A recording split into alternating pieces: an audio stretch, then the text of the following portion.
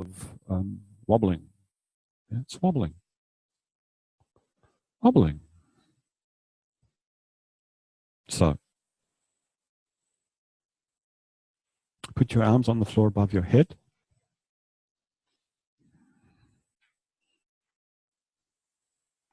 Where do you feel tensioning? There. Where do you feel? Yeah. So the question is, where do you feel the tension increase? There. Okay. Anywhere else? Between your ears? All right. Lower your arms down. Rest. No. So.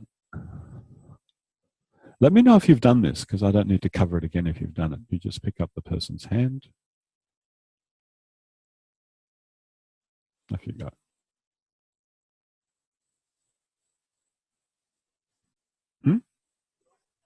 Yeah, I have to oscillate myself. Because I know I'm going to stay here for a while. If I'm using my arms, this is not going to feel nice. So I just spread. Just shift my weight. Right, left, right.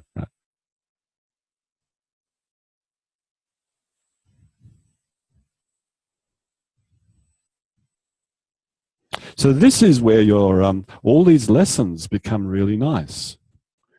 Because if you've got enough, sorry, you saw me disrupt your wobbling there.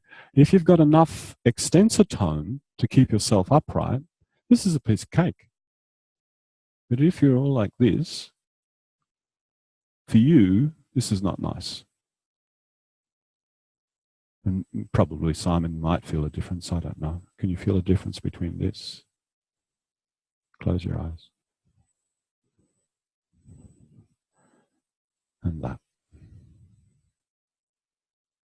And this. Yeah, and this. And that. Ooh. Nice pickup.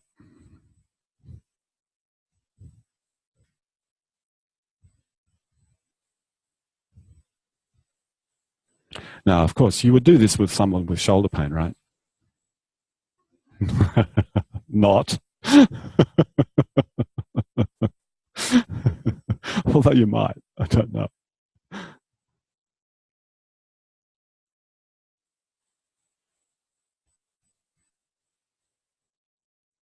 Yeah. See, the oscillation in Simon now is a little bit weird. Would you say, Simon? Yeah. That's not the speed for him. This is more like it. Oh, I think you'd like it bigger. Yeah. Yeah.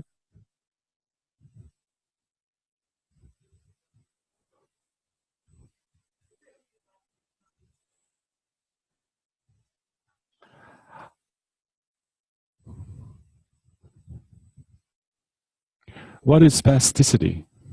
No. It's a rhetorical question. Sorry. What is spasticity? It's a rapid firing of neurons, so rapid that it feels like the muscle is continuously contracting, and you've got that rapid shift between the different motor units. Yes, it's just spastic, and then there might be a little tremor associated with it. Can you see that that's already an oscillation? That's a timing thing. The shift in time between one motor unit and another motor unit to make you feel like it's continuously contracting, but it's not, or else the motor neurons just get fatigued, right? So put your hands above your head, see what's different. So the frequency that you would use will be quite different.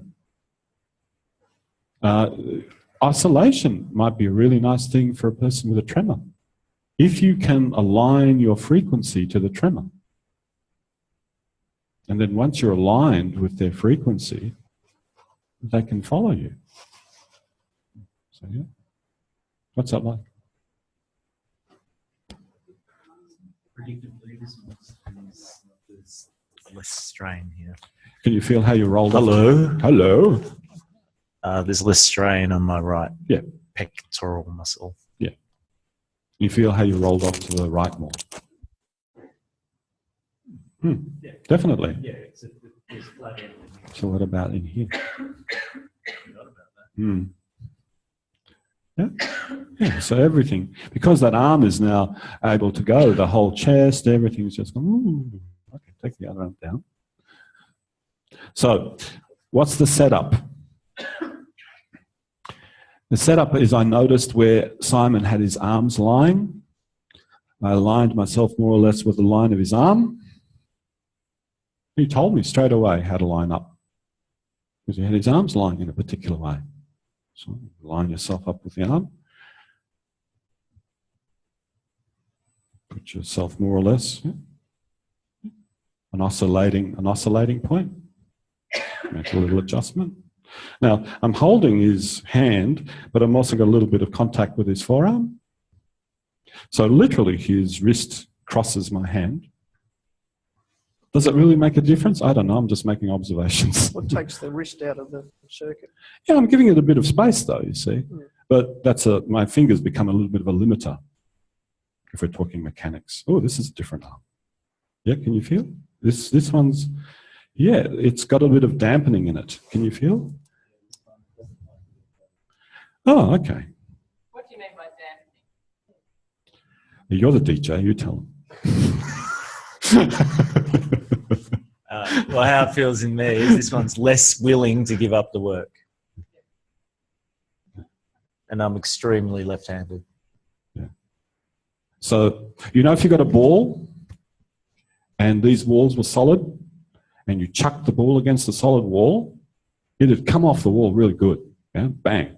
But if those walls had a little bit of felt on them, you chuck the ball against the wall would absorb some of that power and the ball doesn't reverb back off the wall so well. Same thing here. I'm giving him a signal and it's kind of like things that not going all right. Yeah,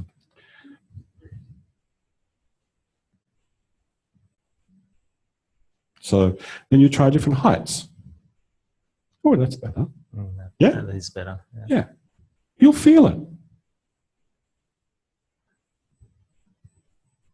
And you know what it is that you feel? And this is, you might not hear this again, but you might, so I'm just going to say it anyway. What you feel is the difference it makes in you. Okay? Because when Simon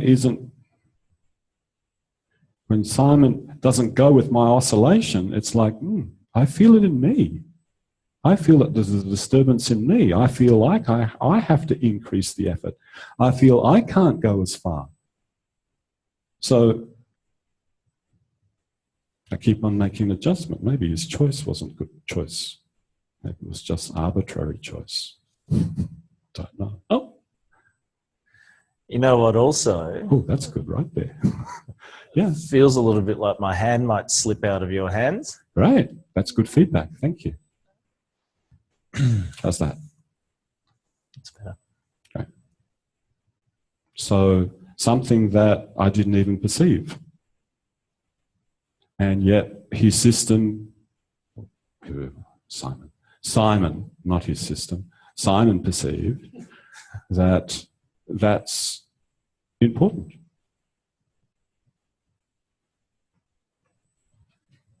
And again, is this like yesterday, it's something that you do to allow you to work better with the structure? So if you wanted to show him more movement in his shoulder blade or chest or something. Yeah. So you know how we were talking about, thank you, Simon. There's another step, so stay there. So you know how I said yesterday, there's big umbrella categories and then you shove things under those umbrellas. So one of the biggest umbrella categories is differentiation. Remember on the first day, we did differentiation with initiation. You initiate somewhere first and it's immediate differentiation. This goes before that. Well, this is like, I've got hold of the skeleton, although I don't, I have hold of his skin. Yeah, I got hold of his skeleton, I'm oscillating the skeleton.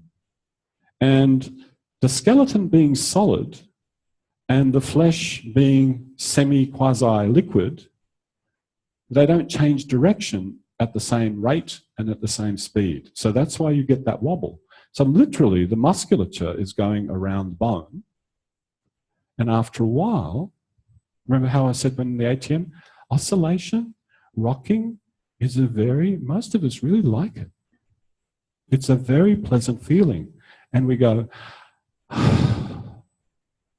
especially when the hand's not going to slip out. Yeah? And we go, now when the muscles go, then they actually let go of the bones. And the joints that were moving together, the two segments that were moving together a moment ago, now can move separately. You've just achieved differentiation. So that's half of the story done. The other half is integration. Yeah, but that's half of the story done. So when Simon puts his arm above his head, if the arm is now a little less muscularly held, he has a little bit more movement relative in the segment, so his arm can lie on the floor and he doesn't feel like he gets that pull.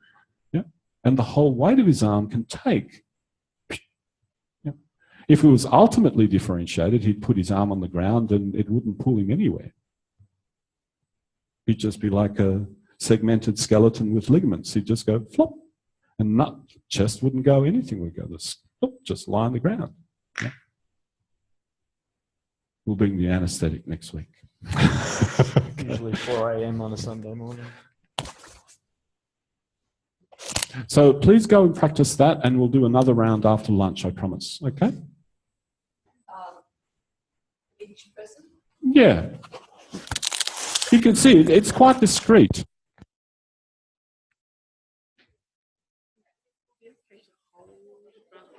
Why don't you try it? Yeah, try it.